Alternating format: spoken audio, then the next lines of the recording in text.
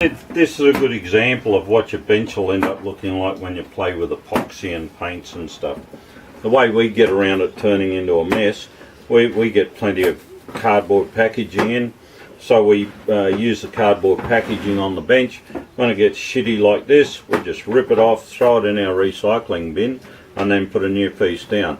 So we'll go ahead and do that and show you the finished result. It makes a big difference and keeps the area clean.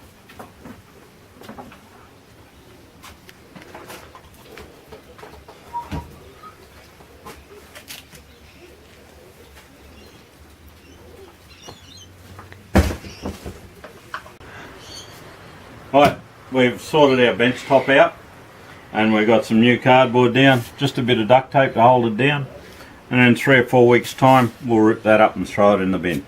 Keep your workbench clean, keep your work area tidy, and if it starts to get a bit shitty, don't be frightened to put a little bit more cardboard over the top and it'll keep good.